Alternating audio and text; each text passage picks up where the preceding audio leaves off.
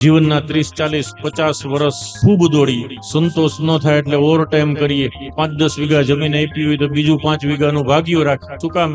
અમને અમારા પરિવારને સુખ મળે, શાંતિ મળે, પણ હજી સુધી કોઈને મળી નથી. આપણે બધાએ જોઈ લીધું, મહેનત કરીને ઓવર ટાઈમ કર્યા, અરે ગધા વેતરું કર્યું, કોકની ગુલામી કરી, કોકને આપણે ભાઈ સાહેબ કર્યા. શું કામ? કે મારો પરિવાર સુખી થાય, મને શાંતિ મળે, હજી સુધી કોઈને મળી નથી. ત્રણ પ્રકારના જે તાપ છે ને એનો વિનાશ કરનારા ભગવાન શ્રી કૃષ્ણ છે. આ ભગવાનની કથા છે. ક્યાં? આધિ દૈવિક, આધિ ભૌતિક અને આધ્યાત્મિક. આપણી ભાષામાં કહીએ તો આધિ, વ્યાધિ અને ઉપાધિને દૂર કરાવનારી ભગવાનની આ કથા છે. એટલે સત્સંગ કરવામાં ફાયદો તો છે. 3 કલાક આપણે કથામાં બેઠા હોય એટલી ઘડી તો કદાચ આપણે કોઈ ઉપાધિ હોય જ નહીં. આ એનું પ્રમાણ છે. કોઈ એમ કે ખરેખર ઉપાધિ, આધિ, વ્યાધિ જાય જીવનમાંથી કથા સાંભળવાથી, તો તમે અત્યારે અનુભવી શકશો. અત્યારે જો આપણે ઘેરે હોઈએ પોતપોતાના કામમાં, તો કેટલી બધી ઉપાધિ હોય. બહેનોને ઘરકામની હોય, પુરુષોને ખેતીની, ધંધાની. અત્યારે કાંઈ ઉપાધિ છે? આપણું મન એકદમ શાંત હોય. આ એનું પ્રમાણ છે કે ભગવાન કેવા છે. તાપત્રય વિનાશાય શ્રી કૃષ્ણાય વયમ નમઃ. એક શ્લોક દ્વારા આપણને ભગવાન શ્રી કૃષ્ણના ચરણોમાં ભગવદ્ગીતાએ પહોંચાડ્યા. વળી વયમ નમઃ, જો શ્રી કૃષ્ણાય નમઃ એ શબ્દ આવ્યો હોત તો એક વક્તાની જ પ્રાર્થના ગણાય, પણ આ સમૂહ પ્રાર્થના છે. ભાગવતનું આ જ મહાત્મય છે કે કોઈ એક વ્યક્તિ માટે નથી. કહેનારનો આત્માનું કલ્યાણ તો થાય, પણ સાંભળનારના આત્માનું કલ્યાણ એ થાય. કહેનાર તો ભગવાનના ચરણો સુધી જાય, પણ જે સાંભળે છે એને ભગવાનના ચરણો સુધી પહોંચાડતી આ કથા છે.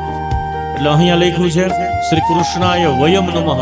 સંસ્કૃતમાં વયમ શબ્દ એ બહુવચન છે કે સમૂહ પ્રાર્થના છે આપણા બધા.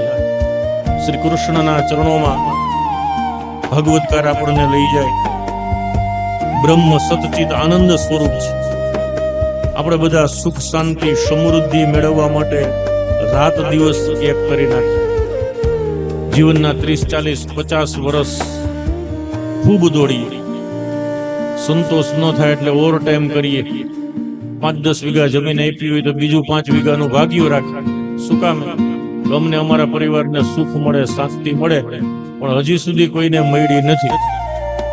આપણે બધાએ જોઈ લીધું, મહેનત કરીને ઓવર ટાઈમ કર્યા, અરે ગધા વેતરું કર્યું, કોકની ગુલામી કરી, કોકને આપણે ભાઈ સાહેબ કર્યા. શું કામ? કે મારો પરિવાર સુખી થાય, મને શાંતિ મળે, હજી સુધી કોઈને મળી નથી. શું કામે નથી મળી? ક્યારે વિચાર કર્યો? મહેનત તો આપણે બધા કરીએ. કોઈ 15, 20, 50 વર્ષથી મહેનત કરે. કોઈ એમ ન કહી દે કે મને આમાં શાંતિ મળી નથી મળતી. કંઈક તો ઘટતું જ હોય જીવનમાં. શું કામે? આપણે છે ને ખોવાણું બીજે ને ગોતીએ બીજે. તકલીફ છે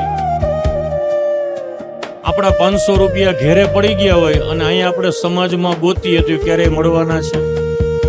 ન મળે. શું કામે? કે ઘેરે પૈસા ખોવાના છે, ન્યા ગોતવા પડે. એમ સુખ ને શાંતિ ક્યાં છે એ આપણને ખબર નથી. આપણે લૌકિક સમૃદ્ધિમાં ગોતીએ છીએ સુખ, શાંતિ, પણ સુખ અને શાંતિ છે ને એ ભગવાનના ચરણોની દાસી છે. સુખ શાંતિનું એડ્રેસ શું છે? સુખ શાંતિને ગોતવી હોય તો ભગવાન નારાયણના ચરણ પકડી લેવા, ત્યાં મળશે.